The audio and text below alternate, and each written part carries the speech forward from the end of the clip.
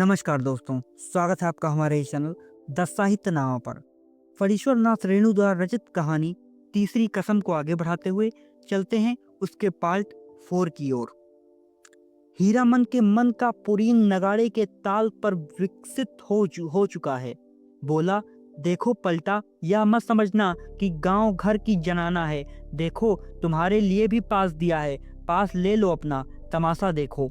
लालमोहर ने कहा, लेकिन एक शर्त पर पास मिलेगा, बीच बीच में लहसनवा को भी। पलटदास को कुछ बताने की जरूरत नहीं, वह लहसनवा से बातचीत कर आया है अभी। लालमोहर ने दूसरी शर्त सामने रखी, गांव में अगर यह बात मालूम हुई किसी तरह। राम राम दास से जीप को काटते हुए पलटदास ने कहा। पलटदास ने बताया, अठनिया फाटक इधर है। फाटक पर खड़े दरबान ने हाथ से पास लेकर उनके चेहरे को बारी बारी से देखा। बोला, यह तो पास है, कहाँ से मिला? अब लालमोहर की कचराही बोली सुने कोई। उसके तेवर देखकर दरबान घबरा गया। मिलेगा कहाँ से? अपनी कंपनी से पूछ लीजिए जाकर। 4 ही नहीं, देखिए एक और हैं। जेब से 5वां पास निकालकर दिखाया लालमोहर ने। 1 रुपया वाले फाटक पर नेपाली दरबान खड़ा था। हीरामन ने पुकार कर कहा, ए सिपाही दाजू, सुबह को ही पहचानवा दिया और अभी भूल गए? नेपाली दरबान बोला, हीराबाई का आदमी है सब, जाने दो। पास है तो फिर काहे को रोकता है? अठनिया दर्जा। तीनों ने कपड़ घर को अंदर से पहली बार देखा। सामने कुर्सी बेंच वाले दर्जे हैं। पर्दे पर राम बन गमन की तस्वीर है। पलटदास पहचान गया। उसने हाथ जोड़कर नमस्कार किया। पर्दे पर अंकित राम सिया सुकुमारी और लखन लाला को जय हो। पलटदास की आंखें भर आईं। हीरामन ने कहा, लालमोहर छापी सभी खड़े हैं या चल रहे हैं? लालमोहर अपने बगल में बैठे दर्शकों से जान पहचान कर चुका है। उसने कहा, खेला अभी पर्दा के भीतर है, अभी जमीनहा दे रहा है, लोग जमाने के लिए। पलटदास ढोलक बजाना जानता है, इसीलिए नगाड़े के ताल पर गर्दन हिलाता है और दियसलाई पर ताल काटता है। बीड़ी आदान प्रदान करके हीरामन ने भी एकाध जान पहचान कर ली। लालमोहर के परिचित आदमी ने चादर से देह ढकते हुए कहा, नाच शुरू होने में अभी देर है, तब तक एक नींद ले लें। सब दर्जा से अच्छा अठन्निया दर्जा, सबसे पीछे सबसे ऊंची जगह पर, जमीन पर गरम पुआल। हे कुर्सी बेंच पर बैठकर इस सर्दी के मौसम में तमाशा देखने वाले अभी घुच कर उठेंगे चाय पीने। उस आदमी ने अपने संगी से कहा, खेला शुरू होने पर जगा देना। नहीं, खेला शुरू होने पर नहीं, हीरिया जब स्टेज पर उतरे हमको जगा देना। हीरामन के कलेजे में जरा आँच लगी। हीरिया बड़ा लटपटिया आदमी मालूम पड़ता है। उसने लालमोहर को आग के इशारे से कहा, इस आदमी से बतियाने की जरूरत नहीं। घन धड़ाम पर्दा उठ गया। हे हीराबाई शुरू में ही उतर गई स्टेज पर। कपड़ घर पर घचमच भर गया है। हीरामन का मुंह अचरज में खुल गया। लालमोहर को न जाने क्यों ऐसी हंसी आ रही है। हीराबाई के गीत के हर पद पर वह हंसता है बेवजह। गुलबदन दरबार लगाकर बैठी है, ऐलान कर रही है, जो आदमी तख्त हजारा बनाकर ला देगा, मुंह मांगी चीज इनाम दी जाएगी। अजी है कोई ऐसा फनकार तो हो जाए तैयार, बनकर लाए तख्तो जारा और खिड़खिड़ी अलबत नाचती है। क्या गला है मालूम है? यह आदमी कहता है, हीराबाई पान बीड़ी सिगरेट जर्दा कुछ नहीं खाती। ठीक कहता है, बड़ी नेम वाली रंडी है। कौन कहता है कि रंडी है? दांत में मिस्सी कहाँ है? पाउडर से दांत धो लेती होगी। हरगिज नहीं। कौन आदमी है? बात की बेबात करता है। कंपनी की औरत को पतुरिया कहता है। तुमको बात क्यों वो लगी? कौन है रंडी का भड़वा? मारो साले को, मारो तेरी। हो हल्लों के बीच हीरामन की आवाज कपड़ घर को फाड़ रही है। आओ एक एक की गर्दन उतार लेंगे। लालमोहर दुलाली से पटापट पीटता जा रहा है सामने के लोगों को।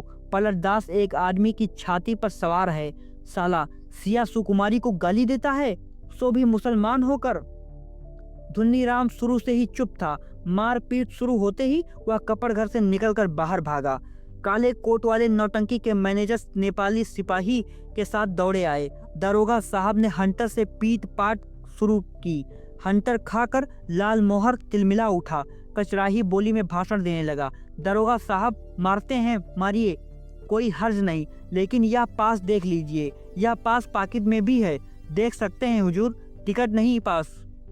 तब हम लोगों के सामने कंपनी की औरत को कोई बुरी बात करे तो कैसे छोड़ देंगे। कंपनी के मैनेजर की समझ में आ गई सारी बात। उसने दारोगा को समझाया, हुजूर मैं समझ गया, यह सारी बदमाशी मथुरा मोहन कंपनी वालों की है। तमाशे में झगड़ा खड़ा करके कंपनी को बदनाम नहीं हुजूर, इन लोगों को छोड़ दीजिए, हीराबाई के आदमी हैं, बेचारी की जान खतरे में है, हुजूर से कहा था ना। हीराबाई का नाम सुनते ही दरोगा ने तीनों को छोड़ दिया, लेकिन तीनों की दुआली छीन ली है। मैनेजर ने तीनों को 1 रुपए वाले दर्जे में कुर्सी पर बिठाया। आप लोग यहीं बैठिए, पान भिजवा देता हूँ। कपड़ घर शांत हुआ और हीराबाई स्टेज पर लौट आई। नगाड़ा फिर घनघना उठा। थोड़ी देर बाद तीनों को एक ही साथ धुन्नीराम का ख्याल आया। अरे धुन्नीराम कहाँ गया? मालिक, ओ मालिक, लहसनवा कपड़ घर से बाहर चिल्लाकर पुकार रहा है, ओ लाल मोहर मालिक। लाल मोहर ने तारस्वर स्वर में कहा, इधर से। एक टकिया फाटक से। सभी दर्शकों ने लाल मोहर की ओर मुड़कर देखा। लहसनवा को नेपाली सिपाही लाल मोहर के पास ले आया। लाल मोहर ने जेब से पास निकाल कर दिखा दिया। लहसनवा ने आते ही पूछा, मालिक कौन आदमी क्या बोल रहा था, बोलिए तो जरा, चेहरा दिखला दीजिए उसकी एक झलक। लोगों ने लहसनवा की चौड़ी और सपाट छाती देखी। जाड़े के मौसम में भी खाली दें, चेले चाटी के साथ हैं ये लोग। लाल मोहर ने लहसनवा को शांत किया। तीनों चारों से मत पूछे कोई, नौटंकी में क्या देखा, किस्सा कैसे याद रहे। हीरामन को लगता था हीराबाई शुरू से ही उसी की ओर टकटकी लगाकर देख रही है, गा रही है, नाच रही है। लाल मोहर को लगता था हीराबाई उसी की ओर देखती है। वह समझ गई है, हीरामन से भी ज्यादा पावर वाला आदमी है लाल मोहर। पलटदास किस्सा समझता है। किस्सा और क्या होगा, रामायण की ही बात। वही राम, वही सीता, वही लखनलाल और वही रावण। सिया सुकुमारी को राम जी से छीनने के लिए रावण तरह तरह का रूप धर कर आता है। राम और सीता भी रूप बदल लेते हैं। यहाँ भी तख्त हजारा बनाने वाला माली का बेटा राम है। गुलबदन मियाँ सुकुमारी है। माली के लड़के का दोस्त लखनलला है और सुल्तान है रावण। धुन्नीराम को बुखार है तेज। लहसनवा को सबसे अच्छा जोकर का पार्ट लगा है। चिड़ैया तोहके लेके न जइबे नरहट के बजरिया। वह उस नौकर से दोस्ती लगाना शुरू चाहता है। नहीं लगाएगा दोस्ती जोकर साहब। हीरामन को एक गीत की आधी कड़ी हाथ लगी है। मारे गए गुलफाम, कौन था गया गुलफाम? हीराबाई रोती हुई गा रही है, अजी हाँ, मरे गए गुलफाम, टिटिड़ी बेचारा गुलफाम। तीनों को दुआली वापस देते हुए पुलिस के सिपाही ने कहा, लाठी दुआली लेकर नाच देखने आते हो? दूसरे दिन मेले भर में यह बात फैल गई। मथुरा मोहन कंपनी से भाग कर आई है हीराबाई, इसीलिए इस बार मथुरा मोहन कंपनी नहीं आई है, उसके गुंडे आए हैं। हीराबाई भी कम नहीं, बड़ी खिलाड़ औरत है। तेरा देहाती लठैत पाल रही है। वह मेरी जान भी कहे तो कोई मजाल है।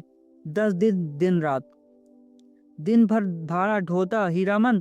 शाम होते ही नौटंकी का नगाड़ा बजने लगता।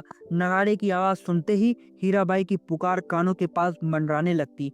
भैया, मीता, हीरामन, उस्ताद, गुरुजी, हमेशा कोई ना कोई बाजा उसके मन के कोने में बजता रहता दिन भर। कभी हारमोनियम, कभी नगाड़ा, कभी ढोलक और कभी हीराबाई की पैजनी। उन्हीं साजों की गर पर हीरामन उठता बैठता, चलता फिरता। नौटंकी कंपनी के मैनेजर से लेकर पर्दा खींचने वाले तक उसको पहचानते हैं, हीराबाई का आदमी है। पलटदास हर रात नौटंकी शुरू होने के समय श्रद्धापूर्वक स्टेज को नमस्कार करता, हाथ जोड़कर। लाल मोहर एक दिन अपनी कचराही बोली सुनाने गया था हीराबाई को। हीराबाई ने पहचाना ही नहीं। तब से उसका दिल छोटा हो गया है। उसका नौकर लहसनवा उसके हाथ से निकल गया है। नौटंकी कंपनी में भर्ती हो गया है। जोकर से उसकी दोस्ती हो गई है। दिन भर पानी भरता है, कपड़े धोता है, कहता है गांव में क्या है जो जाएंगे। लाल मोहर उदास रहता है। धुन्नीराम घर चला गया है बीमार होकर। हीरामन आज सुबह से 3 बार लदनी लाद कर स्टेशन आ चुका है। आज न जाने क्यों उसको अपनी भौजाई की याद आ रही है। धुन्नी राम ने कुछ कह तो नहीं दिया बुखार की झोंक में। यही कितना अटर पटर बक रहा था। गुल बदन तख्त हजार लहसनवा मौज में है। दिन भर हीराबाई को देखता होगा।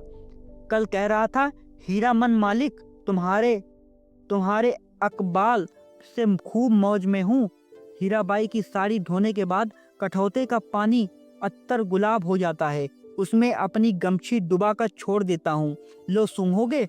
हर रात किसी न किसी के मुंह से सुनता है वह हीराबाई रंडी है।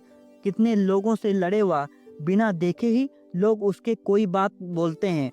राजा को भी लोग पीठ पीछे गाली देते हैं।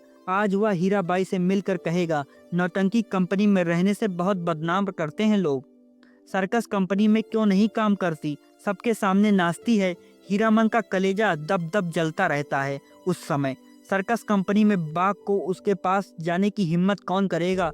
सुरक्षित रहेगी हीराबाई। किधर की गाड़ी आ रही है? हीरामन, ए हीरामन भाई।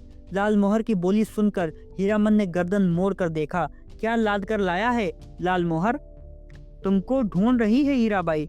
स्टिस पर जा रही है। एक ही सांस में सुना गया। लालमोहर की गाड़ी पर ही आई है मेले से। जा रही है कहाँ?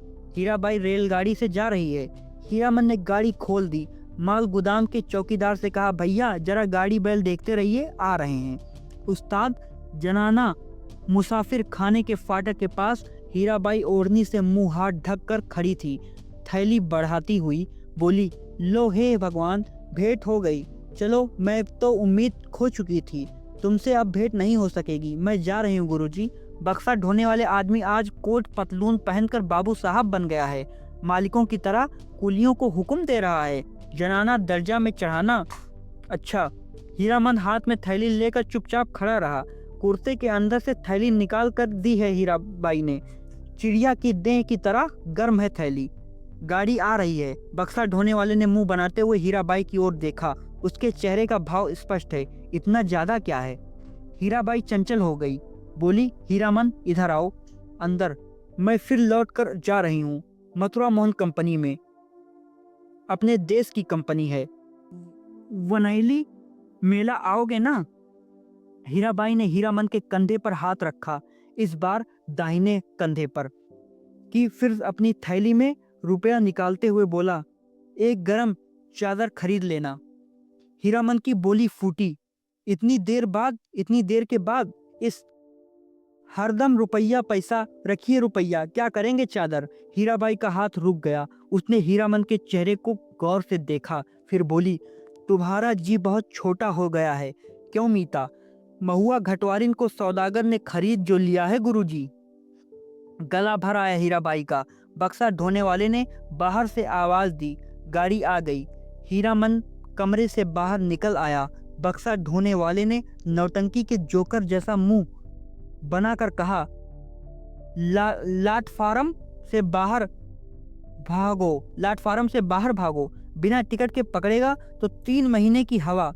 हीरामन चुपचाप फाटक से बाहर जाकर खड़ा हो गया। स्टेशन के पास। स्टेशन की बात, रेलवे का राज, नहीं तो इस बक्सा ढोने वाले का मुंह सीधा कर देता हीरामन। हीराबाई ठीक सामने वाली कोठरी में चढ़ी। इतना टान गाड़ी में बैठकर भी हीरामन की ओर देख रही है। टुकुर टुकुर लालमोहर को देखकर जी जल उठता है।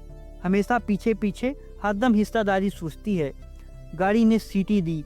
हीरामन को लगा उसके अंदर से कोई आवाज निकलकर सीटी के साथ ऊपर की ओर चली गई। कूं, छी छक।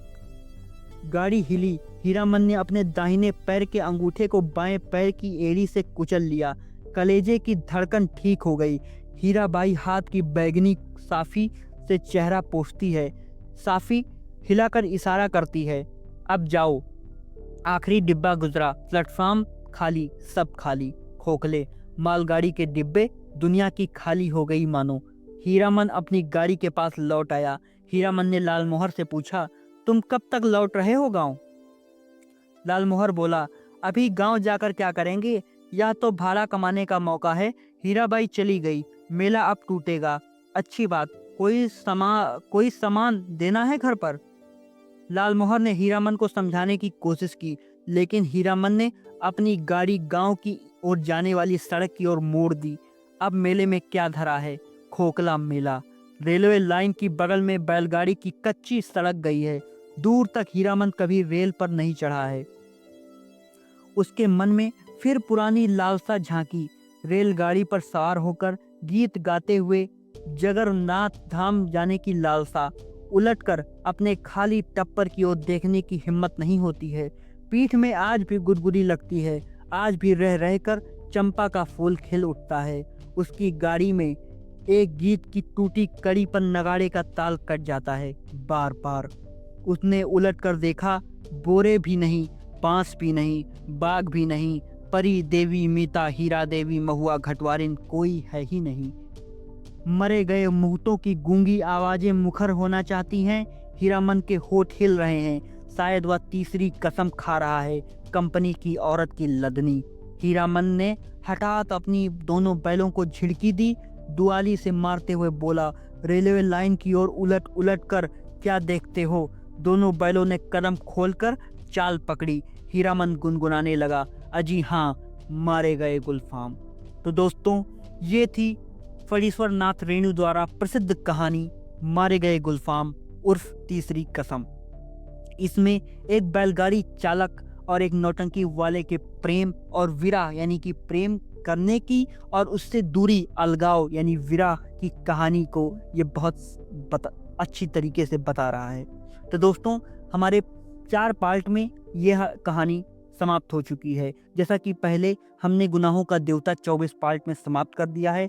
प्लेलिस्ट में हमारे गुनाहों का देवता भी पड़ी है और ये जो है तीसरी कसम उर्फ मारे गए गुलफाम भी आपको हमारे प्लेलिस्ट में मिल जाएगी। और ऐसे ही साहित्य के अनंत जो किताबें लिखी गई हैं साहित्य के जगत में, उसी में से कोई कहानी, कोई उपन्यास, कोई कुछ मैं उठाकर, कोई कविता उठाकर आपको सुनाता रहूँगा, आपको बताता रहूँगा और अपने साहित्य से अवगत कराता रहूँगा। तो दोस्तों, बने रहिए हमारे इस चैनल द साहित्य नामा पर।